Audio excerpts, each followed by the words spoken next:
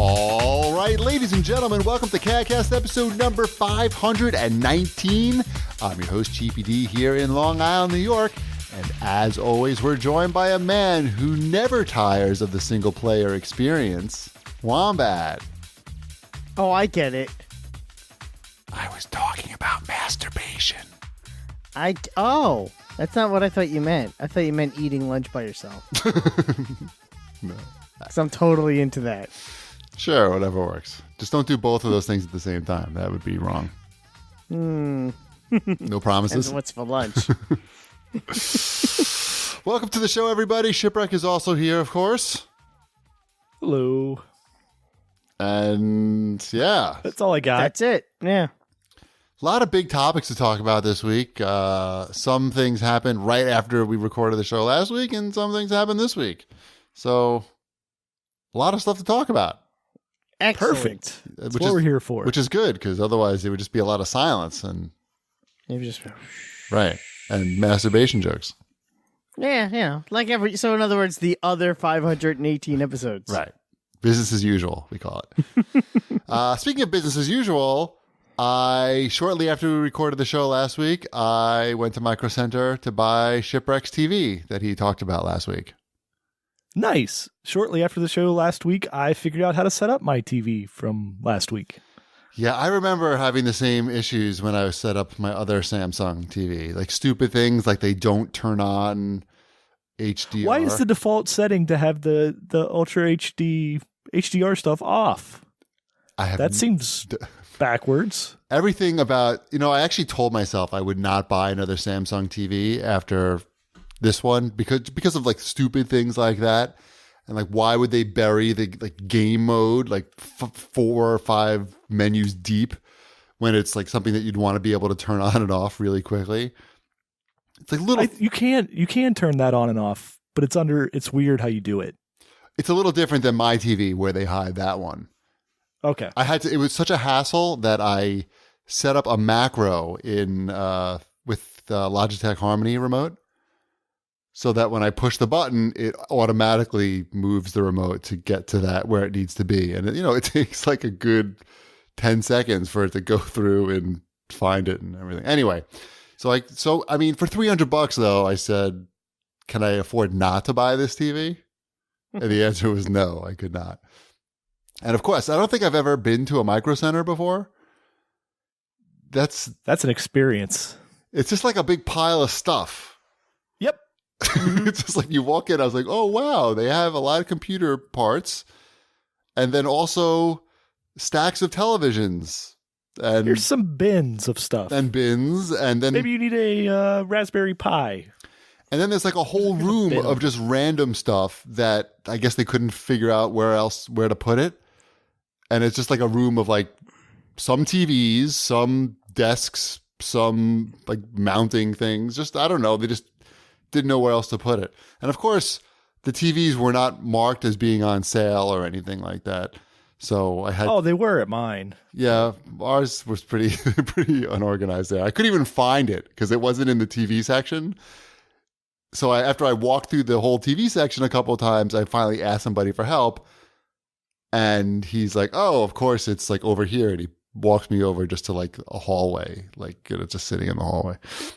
Their employees are pretty good. Yeah, he was good. And he looked up the price for me. I think they get commissioned on whatever they sell. They do. Yeah, because he put a sticker. They put little stickers. Yeah, yep. Yeah. He's like, do you mind if I put a sticker on this? And I was like, hey, you looked up the price for me, so you earned that $3 or whatever it is. Whatever makes you happy, dude. But for $300, is it a scratch and sniff sticker? No, it wasn't. But for $300, go to Dave. Dave's got bananas. For $300 for a 40-inch HDR. Don't use Jimmy. Jimmy has skunks. TV.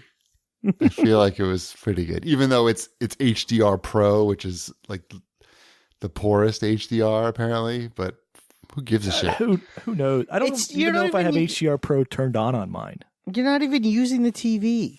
Oh, I know. The TV's going to go on, 3 times a year? I'm pretty sure I spent more time setting up all the different apps and getting the picture set up properly than I will watching the thing.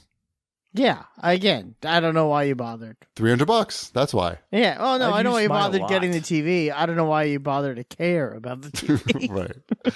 I figured like right now we only have one TV in the house, and I don't know. I might put an Xbox. And now you have two TVs about 10 feet away from each other. But I might put an Xbox in there, and then Ty and I can play games together that require two Xboxes. I don't know. I'm teasing. I know you. I mean, you could also put the TV like in his room, but that would be the last time you see him again. That ain't happening. It's a big TV for his room, I would think. Yeah, it's not happening. No TV in there. Sabrina has a television in her room. It's never been turned on. She has no interest in it. That's good. I know. It's interesting.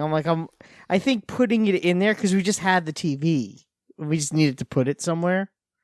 I think just having it in a room is the deterrent for her. Like, she never felt the need to turn it on, so it just never goes on. I don't know. I watched the fuck out of the TV in my room when I was growing up. Me too. I mean, she doesn't have. She has the Xbox 360 in there as her media center, but no interest. This TV it's sort of like a big tablet in a way because it's very light. You could move it around very easily. It's got all the apps. Oh, that TV. Yeah. No, it's got all the apps. Yeah, the Samsung. It's got all the apps on there. It's just all you need is to plug it in, and you're good to go. It's kind of crazy that it was only $300. Yeah, it is crazy. I think I spent $350 on my Samsung Galaxy View tablet, and that's not 40 inches. Although it seems. Yeah, but that's a tablet. I know, but that's a real tablet. All I do is I watch, it's the same shit that I could watch on this TV: YouTube, Hulu, Netflix. You should put the TV in your room then. No, I don't need that. We don't. I sleep in there.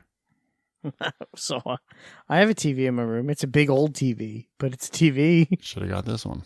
Meanwhile, I'm having trouble sleeping because I've been having a lot of vivid dreams lately, and they're like very stupid dreams, but they wake me up. Like, for example, I had one the other night, and I can't go back to sleep after them. That's the problem. So I had one the other night where I was at like a bar with my dad, and we were dressed up in like suits or something. And this attractive woman walks down and sits next to me and puts her hand like on my leg. And she starts singing a song to me. What song? I don't know the song, but it was like she clearly did not like Jews. And it was an anti-Jew song that she just came up with. That was made clear. I hate Jews. Yeah, it was basically like that. I hate Jews. It was a little more subtle. I hate Jews. And I hate Jews. I think it was a little more subtle than that, and it took me a while to figure it out, but then I was like, oh, she's like a Nazi or something. And then I woke up, and then I couldn't go back to sleep because I kept thinking of like what clever thing I should say to her. And I'm like, wait a minute, this is a dream. Just in case I meet this lady again. Well, in case I fall back asleep. Well, in case I fall back asleep and I have the same dream again, which happens sometimes. Right, you're going to be prepared. No, that does not happen. It does happen to me. No, it doesn't. I'm telling you. And then also, like, while I'm having these weird dreams, and they're not sexual in any way, but I get like a raging boner during these dreams, which makes it even harder to go back to sleep. Harder is the operative word. So it's very annoying. So I basically, like, I'll wake up at like 5 a.m.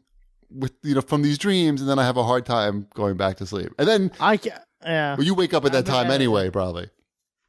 But I woke up, and then the other night, my phone, like, I forgot to put my phone on silent mode. And it started vibrating because I have my stupid smart sprinkler system. Just sends me a push notification when it goes off. And so it starts buzzing. See, this is where you and I differ. I have a TV in my room, but when I go into my room, my bedroom, I keep the phone charging in the kitchen. Right. That would be good. So the thing starts buzzing, and then I'm trying to turn it off in the dark. And I hit my head against the dresser next to the night table next to my bed, and it's very sharp, and I have a cut on my forehead now from trying to turn off the fucking phone from my smart sprinkler and my Nazi girlfriend. Anyway, so I don't know how to cut down on these vivid dreams, but they're play more games. I've been having Shadow of War dreams for the last 3 nights, to the point where I actually had to take a night off from playing the game because it was really starting to affect me. Yeah, well, maybe I am playing games too close to bedtime. I usually try to get in like a quick round of Destiny or something, but I'm not sure what the problem is. But it's not ideal. Anyway, anyone else want to talk about their boners, or should we do show feedback? I'm good. All right. Show feedback. Socks fan 13 has to say, "Hey guys, as always, love listening. Just wanted to touch on the Chinese language thing." This was in reference. Oh yeah, ooh, you got this one back. Go. Yes, I was saying this was in regards to you discussing language class choices for your son. You wanted him to take Chinese, and the school was only offering Latin. Well, they have Spanish and French and maybe. My wife is a foreign language teacher, Spanish, and she said that it's been hard to find qualified Chinese language teachers. Also, it would be smart to take the course due to the likelihood of the global economy, as Cheapy mentioned. However, many high school students, especially the high-achieving ones, are min-maxing high school to get the best GPA for college and college scholarships. Chinese is a very difficult language for English speakers to learn, as opposed to many other romantic languages also often offered. Which I guess is a different way to look at it. Do you feel your son would have an easier time learning a more traditional romantic language? By traditional, I mean, to an English speaker, right, than Chinese, which would be very, difficult for an English speaker? Or does he already, does Ty have any pre-existing Chinese language knowledge at all? Well, when you look, Japanese and Chinese share, Japanese has 3 different alphabets, but the symbols, the kanji, are the same for Chinese and Japanese. So he would have a head start for sure over kids who didn't have any Japanese. But that would just be for reading kanji. It would be helpful. Let's put it that way. He'd have a little heads up. Okay. And he then goes on to say, finally, as for Latin, it is a base language, not just for other language, but for students going into law or medical school, where lots of terminology stems from Latin. So, I don't know. If you want Ty to be a lawyer like Mom, maybe Latin is the way to go.